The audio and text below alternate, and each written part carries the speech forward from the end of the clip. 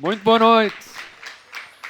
Está aberto o Café dos Poetas e as honras da casa foram feitas pelo Sr. Vítor Rua, um dos nossos convidados e que nos vai acompanhar em mais este café que faz parte deste festival, a Mostra de Artes da Palavra, que já vai no segundo dia na sua força maior e convido-vos desde já a passarem aqui por Oeiras, aqui pelo município de Oeiras, onde acontecem toda a espécie de eventos em redor da palavra, debates, música, instalações, artes plásticas, workshops, enfim, há um mundo inteiro à volta da palavra. Daqui este café é uma pequenina gota d'água, ou de café, mas que espero que sirva também para divulgar a palavra e a poesia, neste caso, como nós gostamos de o fazer,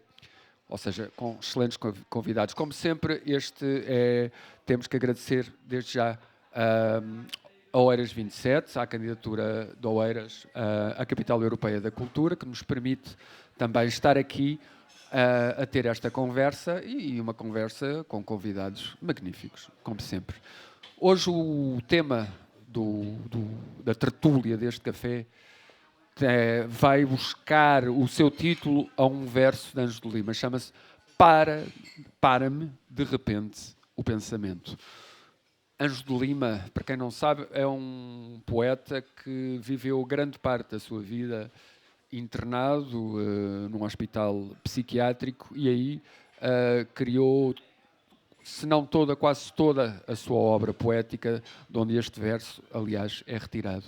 E é já uma pista para o que poderemos aqui conversar e ouvir também, de leituras, de poemas. Esta relação, se é que há, entre a loucura, essa loucura e a criação literária, e não só artística também, tem alguma ligação? Uma faz bem à outra? Uma é verdadeira, uma é maior, enfim. Há muitas maneiras de pegar neste tema, porque os meus convidados a isso o permitem. Vou começar por apresentá-los. Já aqui ao meu lado está o Zé Anjos, poeta, músico, também ligado a vários projetos artísticos, também ao redor da palavra. Ao lado está a Cláudia R. Sampaio, poeta, artista plástica. E ali o António Pop, também poeta, também artista plástico. Aliás, tem aqui uma instalação magnífica que eu vos convido a visitar, que está ali no Palácio Ribamar. Passem por lá e verão. Meus caros amigos, bem-vindos. Muito obrigado. E começo por ti, José. Pode ser por ti. Esta coisa da loucura e da poesia, há de facto uma ligação, há assim uma estetização da loucura no meio destas coisas, como para o criador, como o poeta como louco, ou não sei, o que é que... Acho que existe esse efeito, acho que vendo as coisas de fora, o poeta pode ser visto como louco, quando na verdade... Se conseguirmos ver as coisas por dentro, o poeta é aquele que é absolutamente são. Não é? Lúcido. Lúcido. Sem merda, sou lúcido. Obviamente que é fácil a loucura cair numa espécie de trend sexy, não é? Sexy no sentido de ser diferente, de vender. Sim.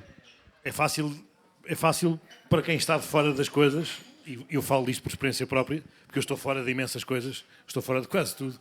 olhar para elas e identificar-me exatamente por causa disso. Porque estou a deparar-me com uma realidade que não é a minha e, portanto, é fácil relacionar-me com ela porque não tenho de a suportar, não é? Aliás, eu quando vemos uma belíssima obra de arte, a nossa música preferida, uma pintura, quer dizer, nós não estamos e temos, aliás, costuma comentar-se, não é? O tipo pintava muito bem, mas devia ser completamente louco. E por ser completamente louco é que pintava assim. Ou é louco ou é nas drogas. Ou nas drogas ou é louco, tanto faz. Mas não é bem assim.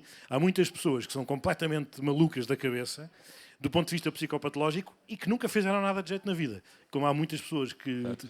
A maior parte das pessoas que tomam drogas, também não necessariamente... Não é isso que faz com que sejam melhores artistas ou melhores, seja o que for. Mas é fácil identificar, e muitas vezes há aqui um efeito que eu chamo o efeito Cinédoc, reduzir aquela pessoa àquilo, não é? O maluco, porque é isso que é diferente, parece que é isso que salta, quando isso, na verdade, pode ser, não deve deixar de ser visto, não deve deixar de ser falado, mas também não pode ser aquilo que efetivamente diferencia. O que diferencia são as pessoas. Não é a loucura que têm as pessoas, são as pessoas que têm a loucura. Sim. E a loucura costuma dizer-se que, de uma forma bastante leve, que é preciso ser um bocado louco para suportar o mundo, e eu estou de acordo, não é?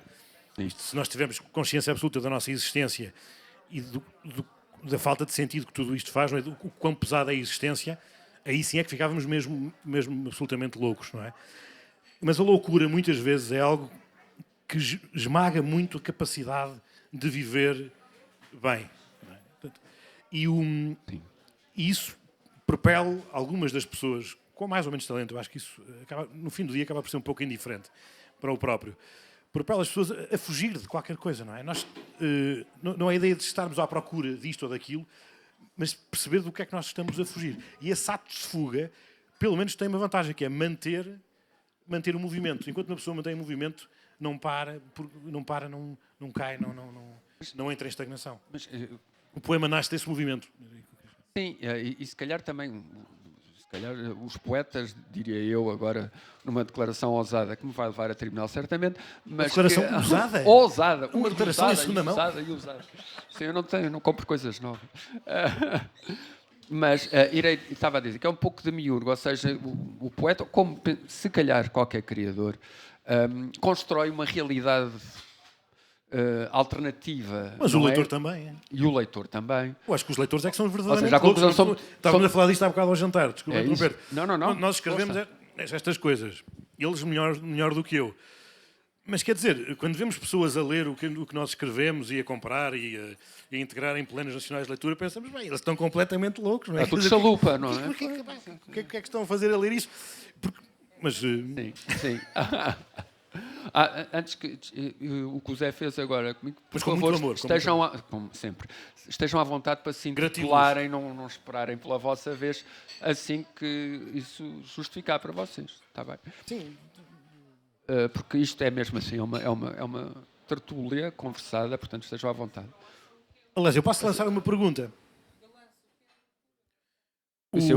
Há um verso do António José Forte que diz: se não temos saúde suficiente, sejamos pelo menos doentes exemplares.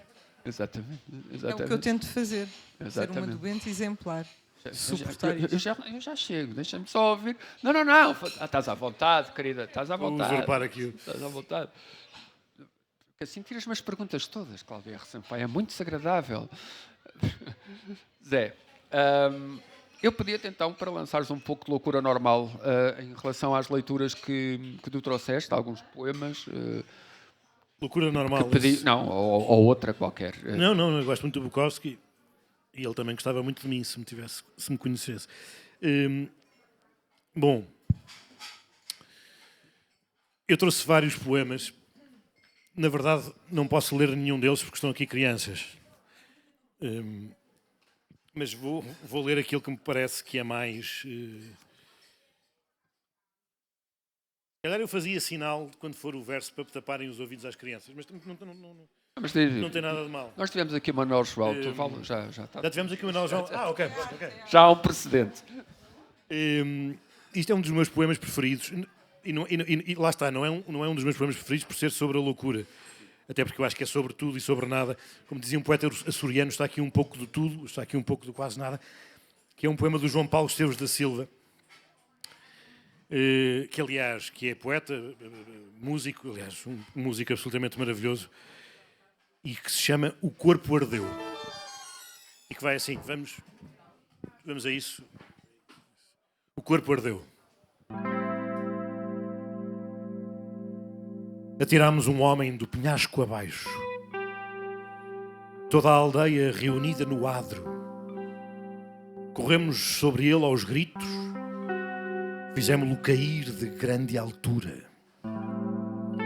O padre disse que agora, sim, é que começa a verdadeira vida.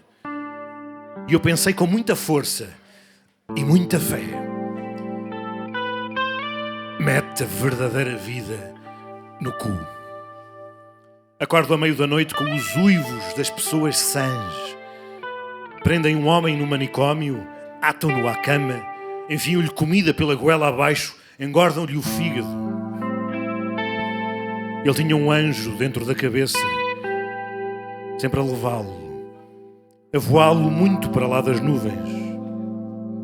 Repuxava-lhe os fios, forçava-o a uns esgares, uns dizeres obscenos. Quando o deixava planar a meia altura, a uns 500 metros, digamos, uma corrente inesgotável de lenços coloridos sair da cartola com as músicas mais belas.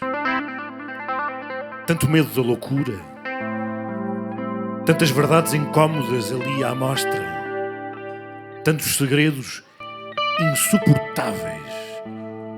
Vamos estabilizá-lo, disseram. Quero escapar, morrer, herder-vos entre os dedos. Oh, boas pessoas, oh sãos de espírito, oh assassinos, adeus.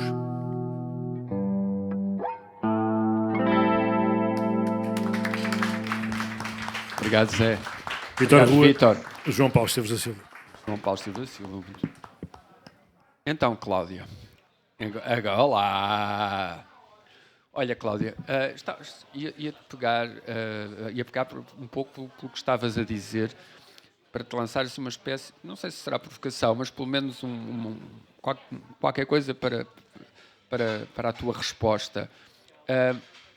Nesta coisa da loucura, e estava a falar um bocadinho com o Zé sobre isso, há aqui uma tendência para, enfim, uma romantização da ideia de loucura que já vem de trás, do louco como um detentor de uma verdade oculta que nós, os ditos normais, não conseguimos ver. Eu não consigo. Eu vou falar agora por mim. Não, acho que é mesmo um caso de patologia de saúde. E, portanto, tendo a não entrar muito nesse tipo de narrativa.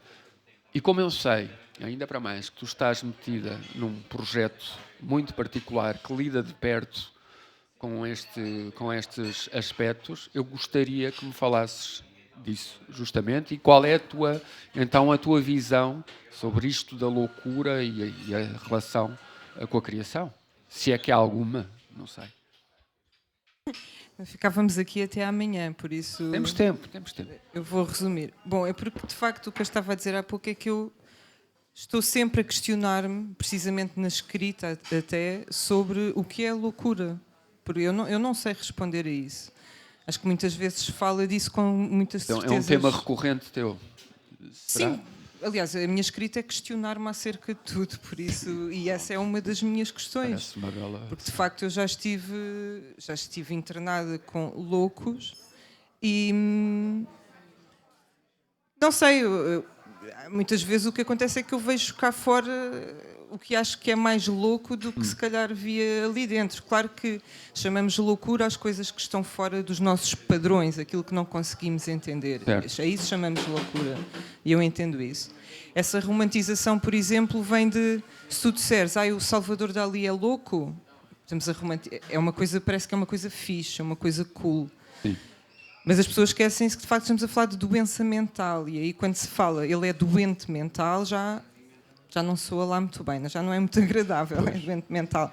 Porque de facto inclui sofrimento, não é? Agora, o que eu costumo chamar a atenção, e nós fazemos isso no Manicômio, que é o sítio, o projeto do qual eu faço parte, somos um coletivo de artistas em que todos os que lá estamos sofrem doenças mentais. Uhum.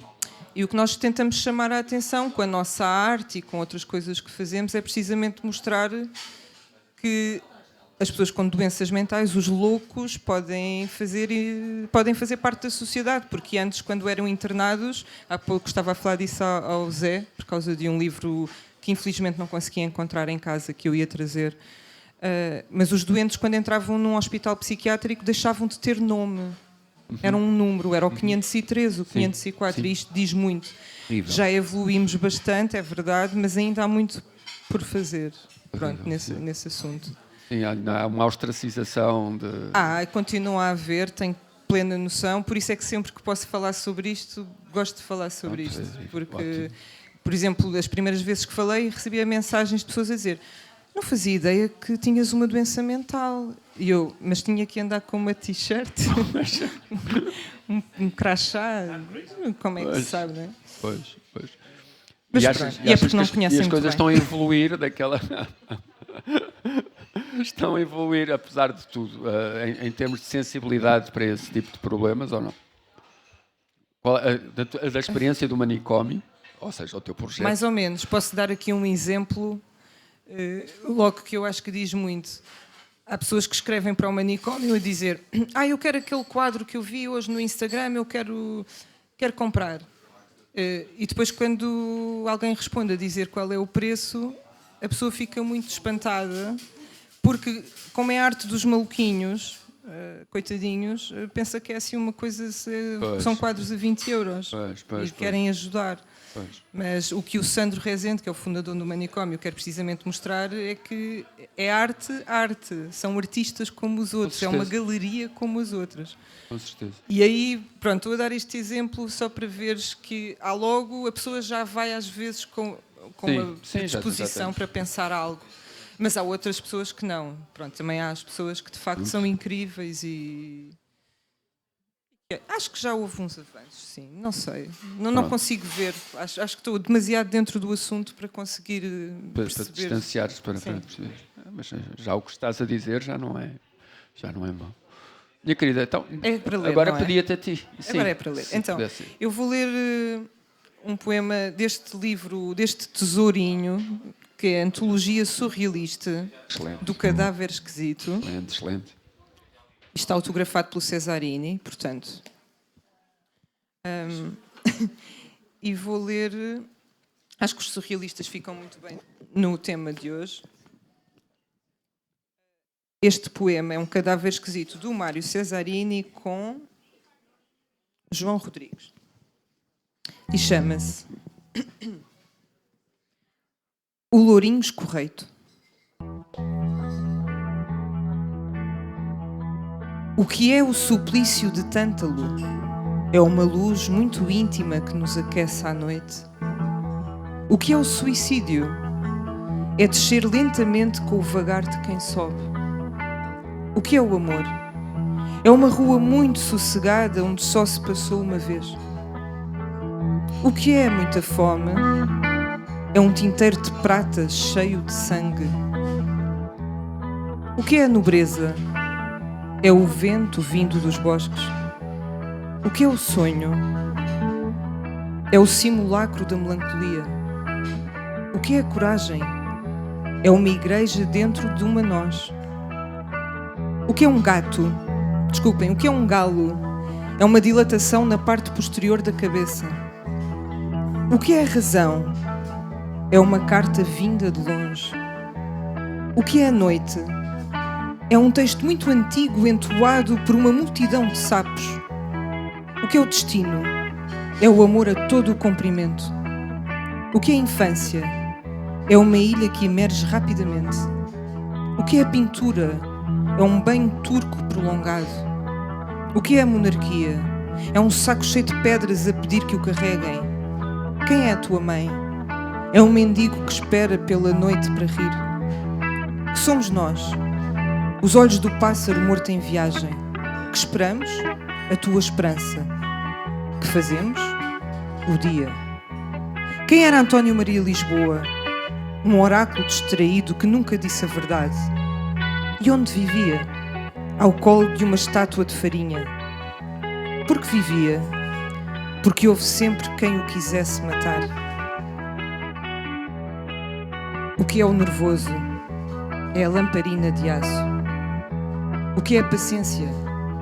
É um alicate em dia de trovoada. O que és tu?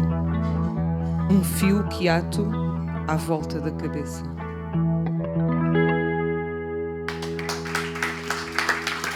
Obrigado, Cláudia e Vítor, mais uma vez. Muito obrigado. Meu caro António, agora nós.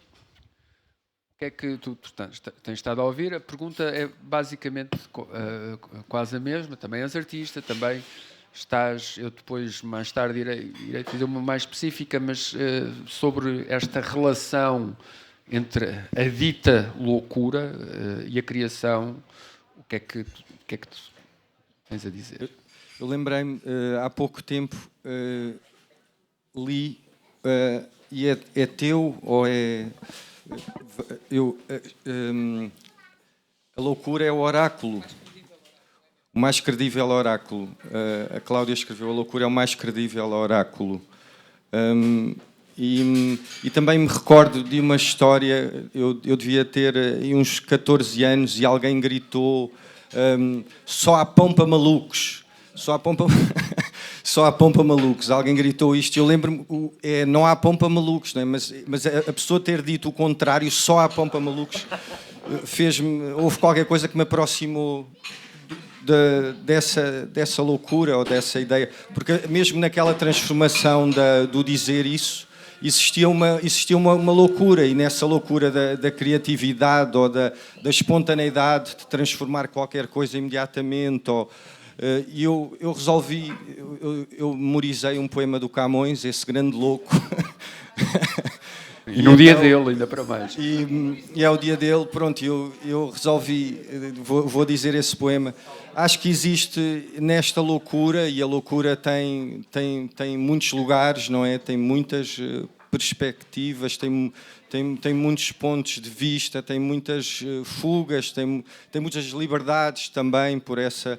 É um lugar realmente é tremendo que se atravessa, não é? É tremendo que se atravessa esse lugar e pode-se sair de várias maneiras. E este poema é a terceira canção do Camões. E realmente só um louco procura na linguagem e digamos assim, nesta métrica tão perfeita, digamos assim, de uma língua de água que dura até agora e que há de durar, e que é o dia de hoje também. E começa assim: já a roxa manhã clara do oriente as portas vem abrindo, dos montes descobrindo a negra escuridão da luz avara. O sol que nunca para de sua alegre vista saudoso traz ela pressuroso nos cavalos cansados do trabalho que respiram nas ervas fresco orvalho, se estende claro, alegre e luminoso. Os pássaros voando de raminho em raminho vão saltando, modulando com uma suave e doce melodia o claro dia estão manifestando. A manhã bela e amena seu rosto descobrindo, a espessura se cobre de verdura branda, suave, angélica, serena. Ó deleitosa pena, ó efeito de amor tão preeminente que permite e consente, quando quer que me ache onde esteja, o seráfico gesto sempre veja, por quem de viver triste sou contente.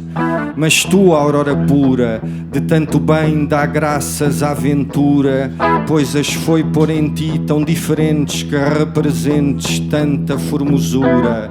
A luz suave e leda a meus olhos me mostra por quem morro, e os cabelos de ouro não igual aos que vi, mas arremeda. Esta é a luz que arreda a negra escuridão do pensamento. Ou esta é a luz que arreda a negra escuridão da violência. Ao doce sentimento, o orvalho das flores delicadas, são nos meus olhos lágrimas cansadas, que eu choro com o prazer de meu tormento, que eu choro com o prazer de meu tormento. E os pássaros que cantam, os meus espíritos são que a voz levantam, manifestando o gesto peregrino do músico, o gesto peregrino com tão divino som que o mundo espantam.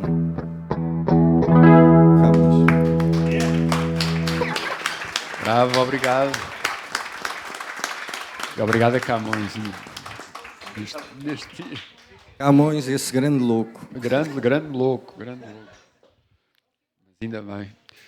Zé, esta louca lucidez dá-nos jeito nestes tempos que correm, ou sempre deu, esta louca lucidez dos poetas, tal como estávamos a dizer. Os gregos antigos tinham um conceito de alegria equipada, não é? Que não. Eu estou a dizer isto porque eu ouvi o António de Castro Queiro dizer isto numa conferência, não porque tenha lido sobre o assunto. Podia ser pior, podia ter lido sobre isto no Facebook, ou no YouTube, ou no Instagram.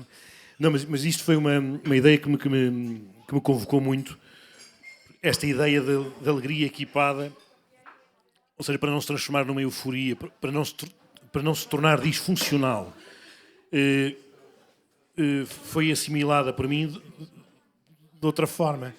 Então, se há uma alegria equipada, também há de haver uma angústia equipada, não é?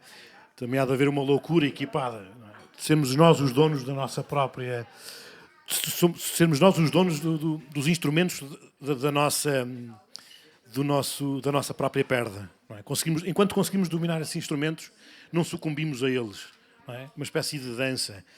E essa dança pode-se fazer de várias formas, sóbrio ou lúcido.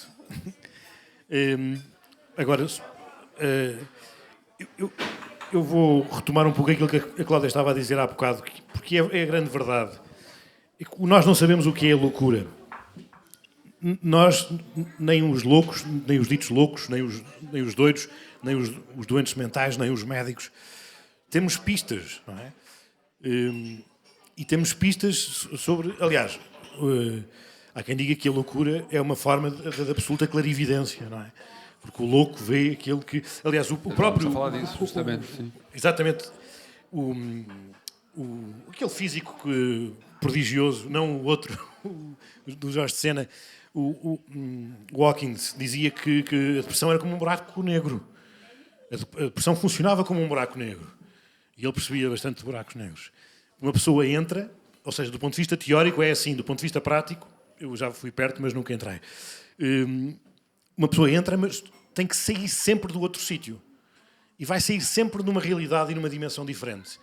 Ainda nós tivemos uma sessão com o Adolfo Luxúria Canibal no Porto, há coisa de uns meses, onde exatamente também falámos sobre isto, e ele dizia a mesma coisa, que ele sempre interpretou na vida dele a loucura como uma viagem que alguém tem de fazer.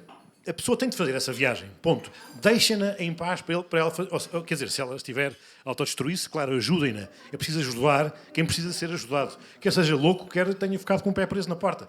É a mesma coisa. São situações, são circunstâncias. A loucura é uma circunstância que não define o que está no interior dela, nem no sentido de espaço, nem no sentido de tempo. Portanto, mas isto é muito bonito de dizer, porque ele dizia nessa entrevista que estava certo desta sua convicção de que a loucura era uma coisa que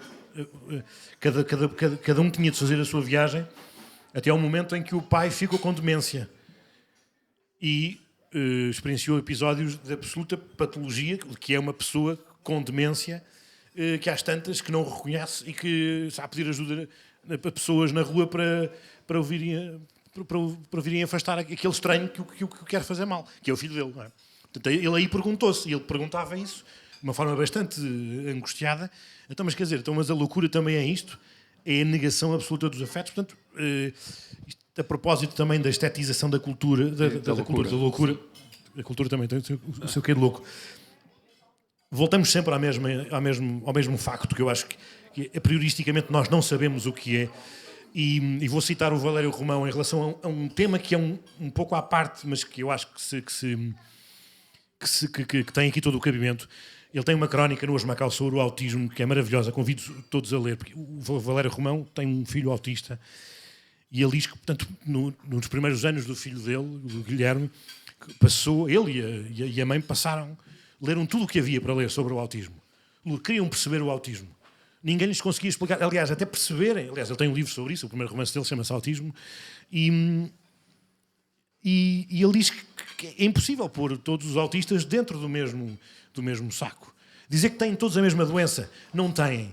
E ele diz uma coisa maravilhosa, que é que olhamos para eles e percebemos que, apesar de todas as diferenças, percebemos que vêm todos do mesmo planeta, que é um planeta diferente do nosso.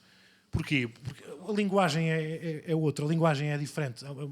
Dentro da nossa realidade, há milhões e milhões de realidades e nós próprios não conseguims perceber muitas vezes em quais delas é que estamos a viver. Eu queria ler aqui, não sei se posso. Claro, podes e deves, com certeza. Há um poema de Alexandra Pizarnik que é muito longo, eu não vou ler todo, vou só ler o início, exatamente porque este início acaba exatamente, portanto, a perguntar o que é isso da loucura, sem qualquer resposta, não é? Vou pedir ali um momento em que se calhar é melhor tapar os ouvidos.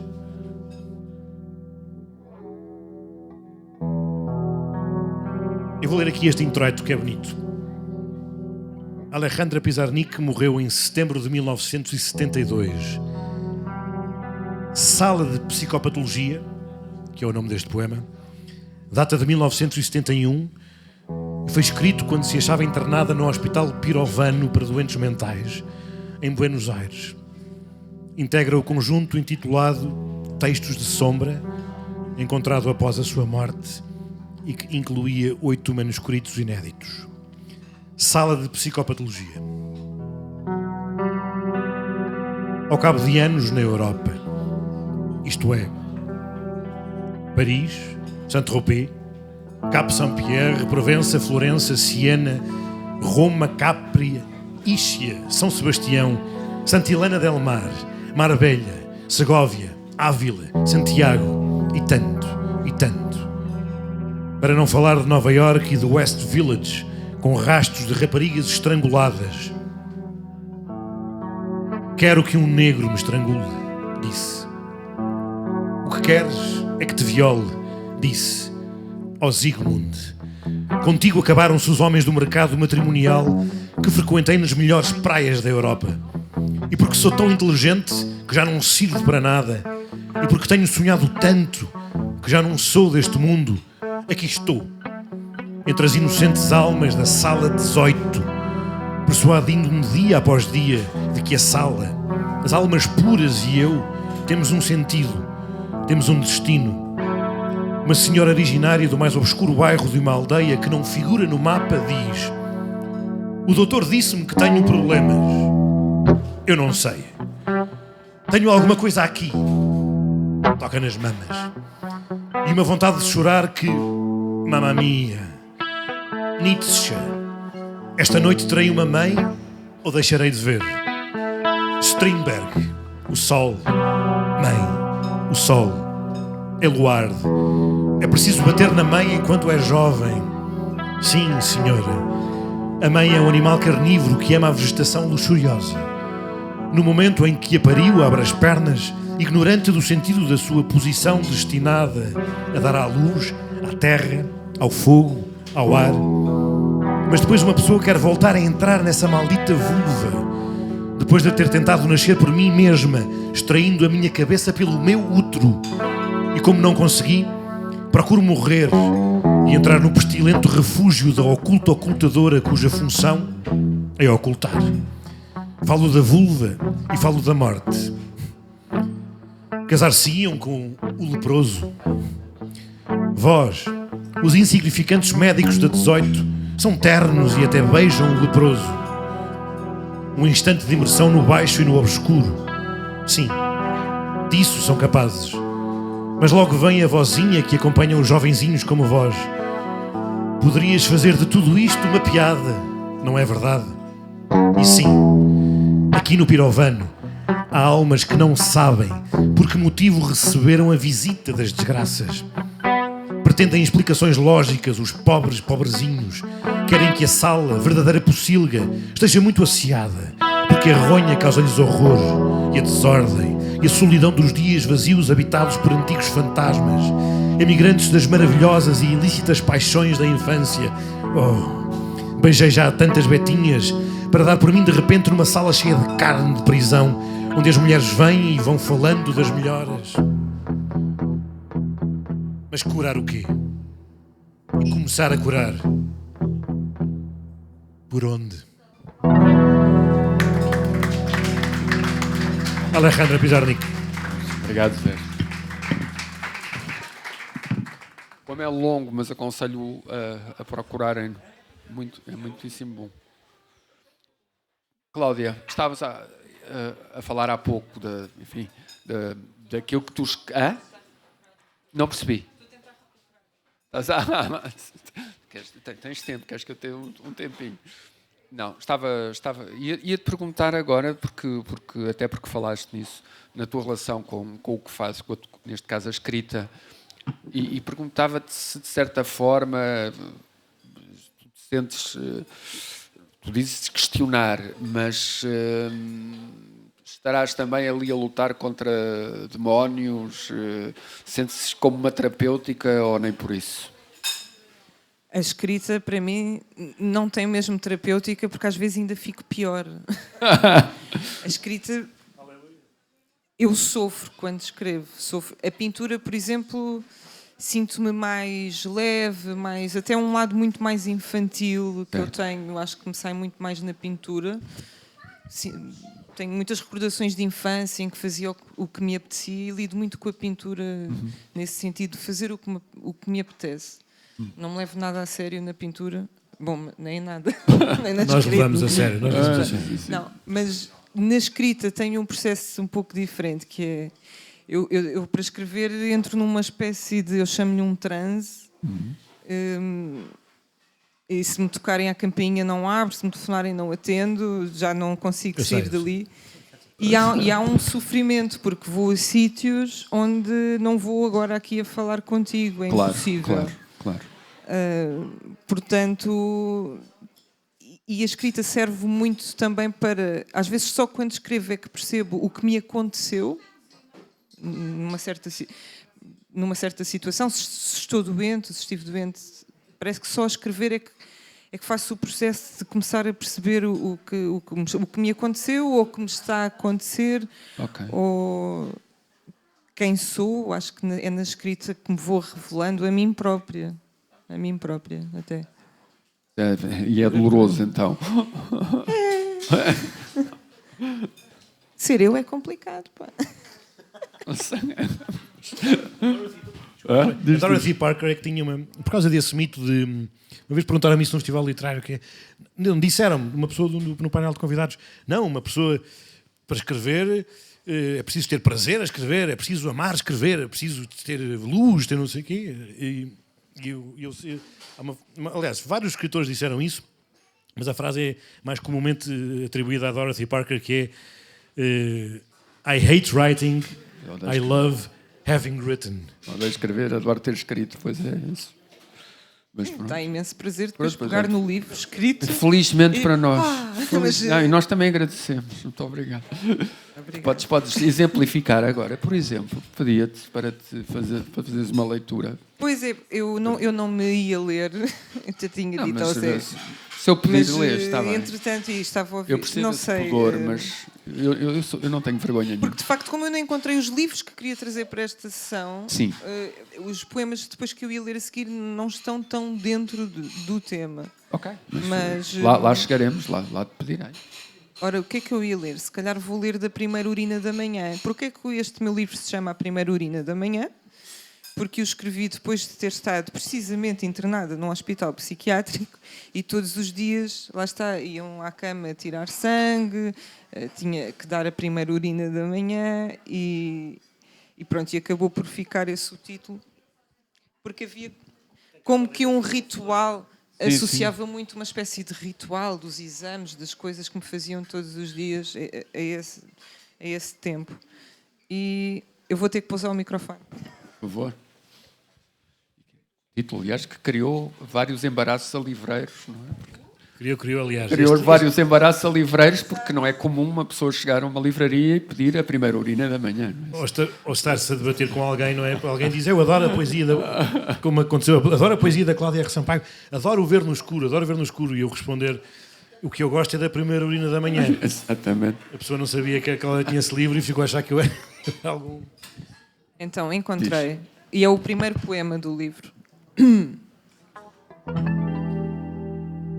Sai-se do hospital com a tontura dos círculos, com uma picadinha no cérebro, uma barriga a mais. Sai-se com a Lena que grita pela mãe e com o Rui que joga sudoku com o diabo. Sai-se com feridas na língua e nos olhos e um coração espalmado e servido em travessa. Sai-se e fuma-se até ao vómito. E cheiram-se flores como se o início do mundo. Sai-se com a concretude de um queixo para levantar, com o ego desmaiado em braços, uma mãe pendurada ao peito, uma promessa de retorno. Sai-se a galope sem sair do mesmo sítio. Há amanhã e os gerânios a acenarem fundentes. Há a humanidade que segue lá fora. Há peixes e pássaros mortos, vidas mortas. Há a conclusão de um amor antimundo, um amor de vidro onde se possa caminhar. Sai-se com metades de dias, com uma cama presa às mãos, com fechaduras penduradas nos ouvidos. Sai-se com medo de nunca se perceber a voz, de uma perdição necessária ao sentido das coisas. O nada traz-se sem se dar conta. Sai-se com os lençóis e os hálitos e a pureza da dor. Sai-se com o mundo e uma perna dobrada, a vida dobrada, o hospital dobrado, com aquela gente que falou de dentro com olhos túnel e torso de carga, com aquela gente que beijou porque sente, porque o fim dos dias é no estômago, aquela gente que se mijava toda, gente de fome, de sede, de vida às postas, filhos de visões futuras, estaladas e ossos inquebráveis à nascença.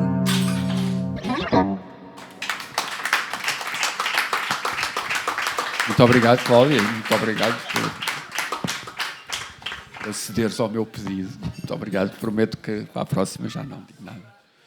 Meu caro António, eu ia também falar um pouco, e corrijo-me se eu estiver errado, que acontece com frequência, em relação ao que fazes, eu noto, tanto na poesia como mesmo na parte como artista plástico, noto uma certa, pelo menos, necessidade de uma espiritualidade qualquer, de algo que te aplaque, que seja outra coisa que não este mundo em que vivemos, não é?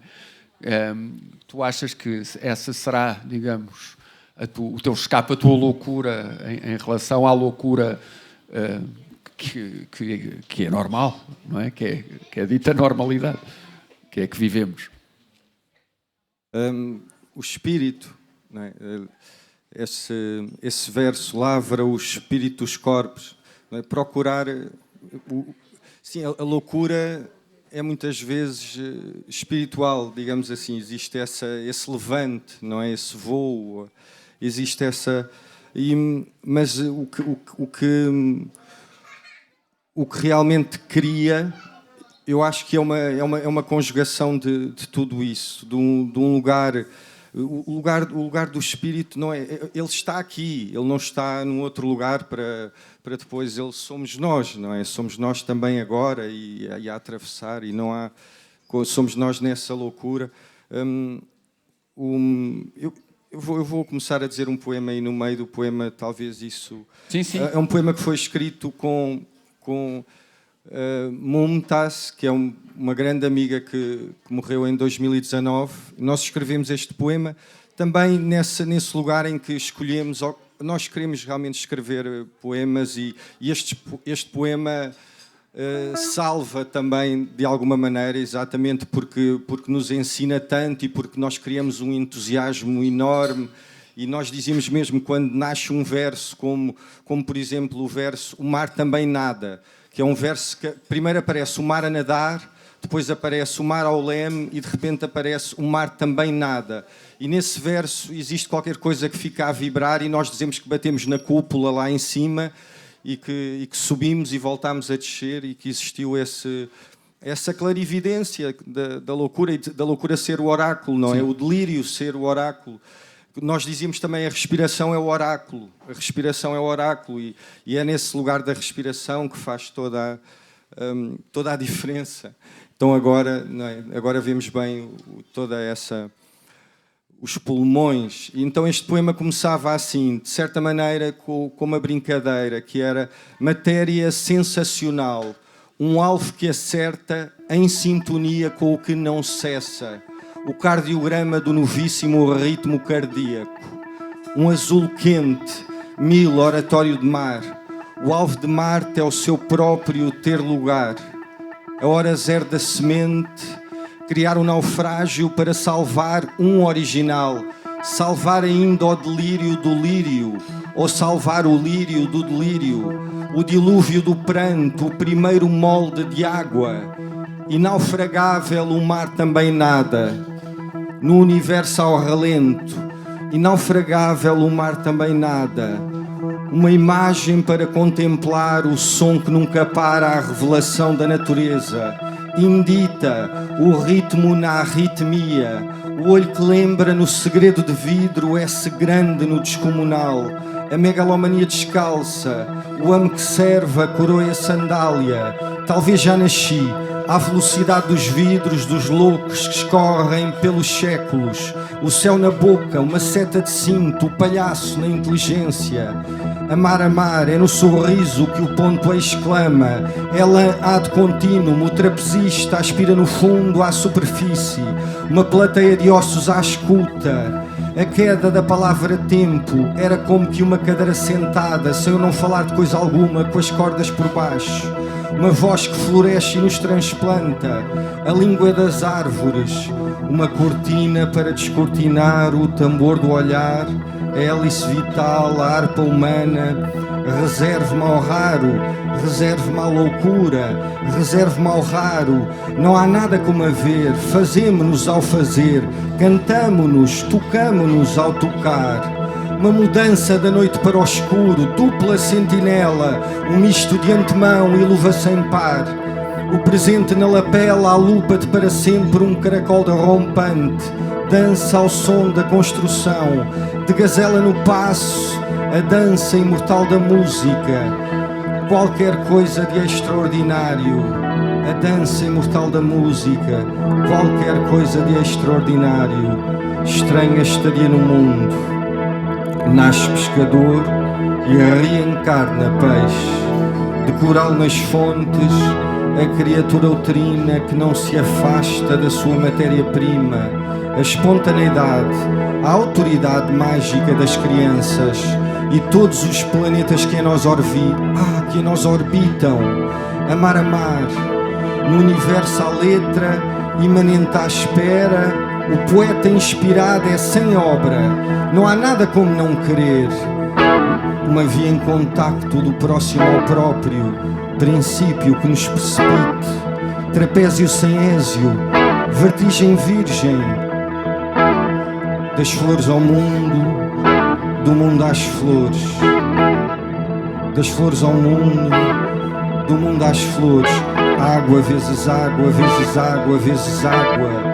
No êxtase, na loucura, o apego a nada, de cordata à pele, um gotejar oceânico, esferas a mão tangentes, invento de cor, faço de bicho da conta. Bravo. Muito obrigado, António. Obrigado, Vítor. Excelente também. Muito obrigado. Meus amigos, agora vou-vos dar uma... Pronto, não vou fazer assim mais perguntas difíceis, porque esta é, como sempre acontece no café, e quando estamos quase a terminar, esta última vossa intervenção é com leituras. E pode ser 1, 2 poemas que falem sobre eles, estejam à vontade. E começava por ti, Zé. O que é que gostarias de... Posso ler 2 poemas? Pode sim. Então, eu vou ler um poema da Cláudia, que já leio há muito tempo. Já o li tantas vezes que a Cláudia está sempre a perguntar-me se eu não gosto mais de nenhum poema dela. E eu... Vou fazer o refrão. Apesar de ser... Vais fazer o refrão? Ok. Apesar de ser uma pessoa bastante preguiçosa, já li tudo o que a Cláudia escreveu até hoje, tirando aquilo que ainda não vi. Tirando o que não... Não, umas coisas que tu não escreveste que eu já gostei. Não, este poema... Eu não gosto de explicar poemas até porque não os entendo. E gosto dos poemas que não entendo. Mas gosto muito de ler este poema e não sei porquê. Sonhava com árvores e com amores epífitos. Desaguava em sombras de amianto. Inventava rios, trombas, sexo. Viagens de gôndola no cabelo da vizinha da frente, que não reparava que eu falava com as plantas dela, porque não tinha mais companhia. As plantas dela, eu e os mosquitinhos a sugar-nos a seiva, montados nas gôndolas que cheiravam à cozinha dela, à velhice dela. Andava-se com a vida ao pescoço de tão contentes, inchava-se urticária.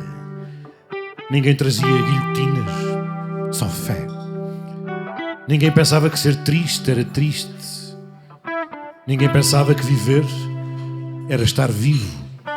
A minha avó via-me caídeira de ribanceiras, sobrevivente a 2 pneus de bicicleta, atropelada de ideias, veneradora de avó e árvores. Andava-se com qualquer um às costas. Andava-se de trombas e não fazia mal. Andava-se na berlinda e no balé.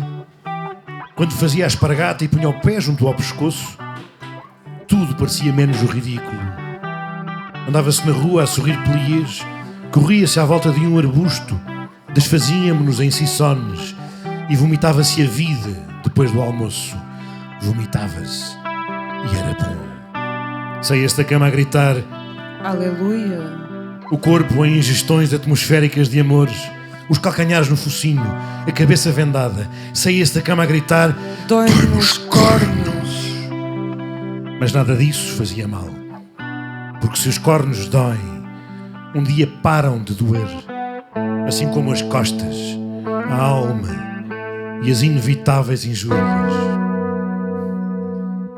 E sugava a seiva do cimento do prédio dos Olivais, só de tijolo, sem pintura, sem porta, sem campainhas, decapitado. Decapitavam-se as coisas e não fazia mal. As coisas decapitadas vivem por elas próprias. Não têm cornos que lhes doam. Batia-se os cornos e não fazia mal, porque tudo era decapitado. Saía-se da cama com uma perna a menos, ou um braço, ou um pai a menos. E mais vale um pai num prédio só de tijolo do que 2 a voar. Mas os meus pais voaram todos. Cláudia R. Sampaio.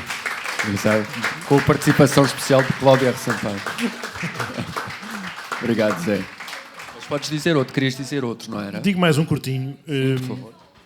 Que lembrei-me dele agora porque de facto é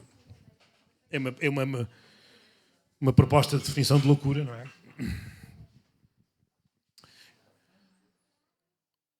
Quatro horas da tarde. O poeta sai de casa com uma aranha nos cabelos. Tem febre. Arde. e a falta de cigarros faz-lhe os olhos mais belos. Segue por aquela rua, sem pressa de chegar, seja onde for. Para, continua e olha a multidão suavemente, com horror. Entra no café, abre um livro fantástico, impossível. Mas não é? Trabalha numa música secreta, inaudível. Pede um cigarro, fuma. Labaredas loucas saem-lhe da garganta. Da bruma espreita uma mulher nua, Branca. fuma mais, outra vez, e atira um braço de cepado para a mesa. Não pensa no fim do mês. A noite é a sua única certeza. Sai de novo para o mundo. Fechada a chave, a humanidade janta. Livre, vagabundo, dá-lhe um sorriso nos lábios. Canta, sonâmbulo, magnífico. Segue de esquina em esquina com um fantasma ao lado. O luar terrífico vela o seu passo transtornado. 6 da madrugada. A luz do dia tenta apunhalá-lo de surpresa.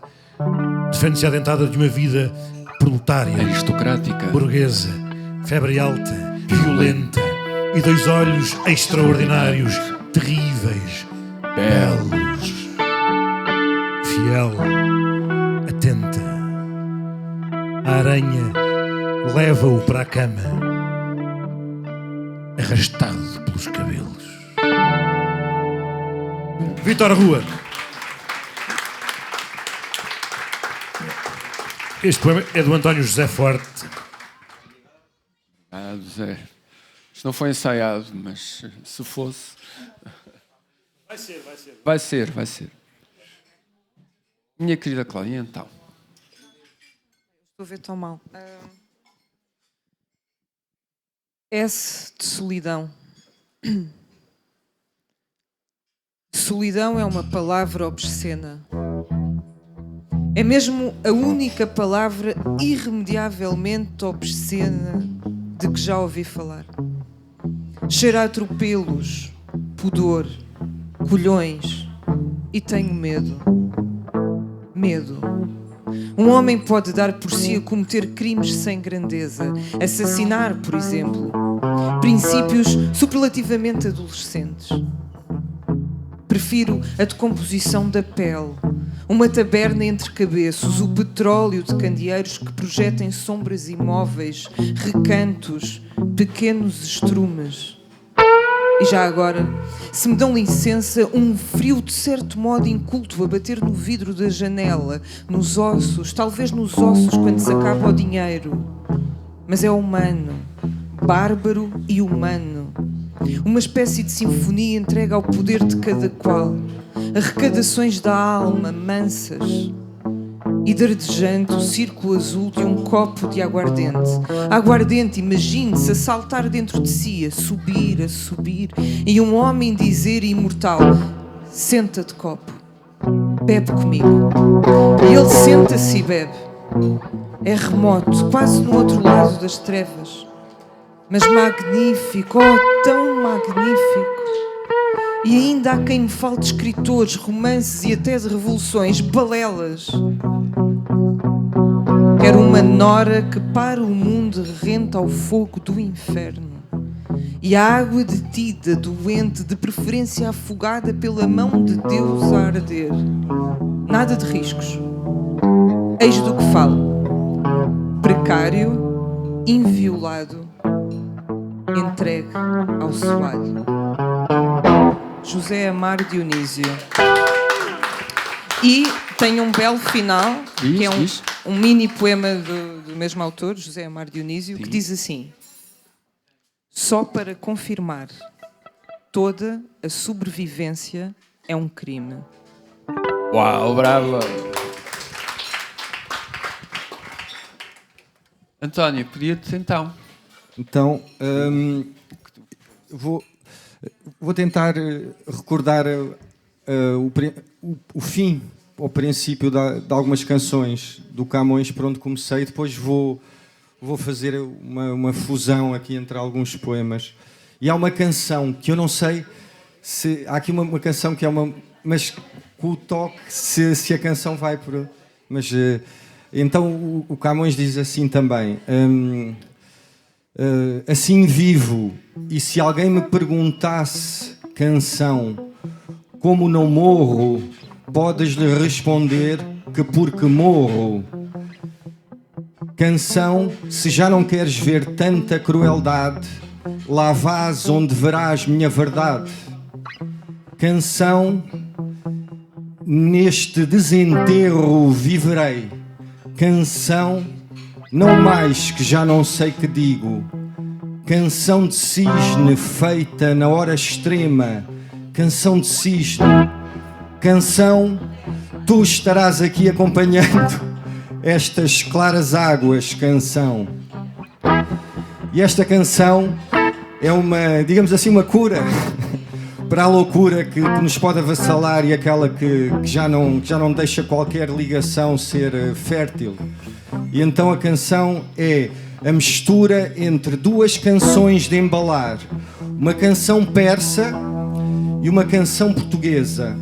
E aconteceu-me este inverno, digamos assim, no centro do inverno, na zona mais fria do inverno, em Montemoro Novo. E ela é assim. Não, porque ela tem uma música. Então vou dizer o princípio, ouve e depois, porque eu depois vou atrás de ti. Então ela é assim. E esta voz é mais a voz dos poemas. Então vá. Oh, vai. Oh, Lili, é Rosac, é Juju. Rua, espera, dá-me um minuto, porque senão eu vou atrás do teu som. Oh, Lili, é Rosac, é Juju, é Yomad, é Juju, o Bahores oftad morde, é Zandelili, é tombalalão, cabeça de mundo, orelhas de árvore, tronco de coração. Oh, Lili.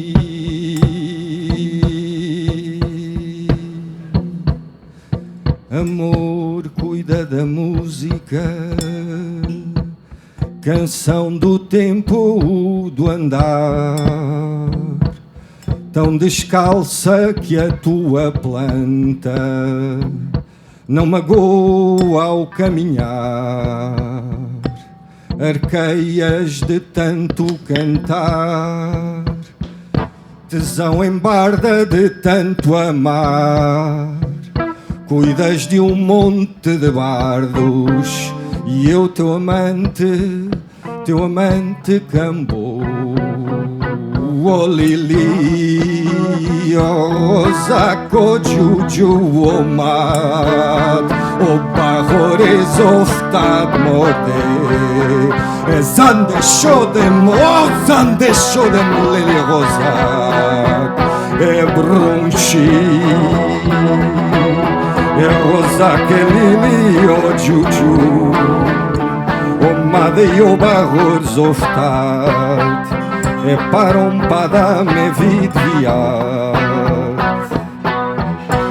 Saudações esta calma fulgente, que é infindável e ilimitada pelo espaço. Na dispensa divina eu sou indivisível, porém divisível na matéria. Permaneço intacto entre as divisões e liberto-me para vivificar os filhos. Para além da ostentação da arrogância, para além da imposição da tirania, eu sou o conhecimento imortal, imutável e ilimitado pelo espaço. Liberto das servidões naturais e adquiridas, liberto da pureza interna e externa, liberto das relações de união e separação, eterno e desimpedido como os céus, nunca deixe de existir. Nem Nem o conhecimento nem a ignorância me dizem respeito. Aquém da materialização da gravidade, eu não sou a forma intermédia, o espetáculo, as variações. Não sou isto, nem sou aquilo, nem sou entre. Não sou sequer informe, nem o que nos informa. Eu sou sem morte, imortalidade, duração e adoração, posição e imposição, puro e impuro. Eu sou a liberdade imortal desta calma fulgente e ilimitada pelo espaço. Conheço-me agora como liberto e dirijo-me à palavra sem voz. Cala-me o senciente e não contábil. Conheço-me destituído de origem.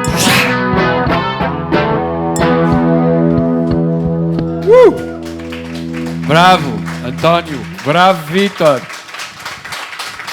Que maravilha. Muito obrigado.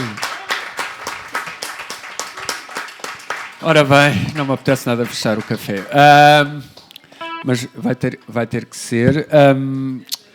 Este café está mesmo a fechar as suas portas. Antes disso, quero agradecer aos nossos extraordinários convidados que acho que deram hoje uma sessão magnífica.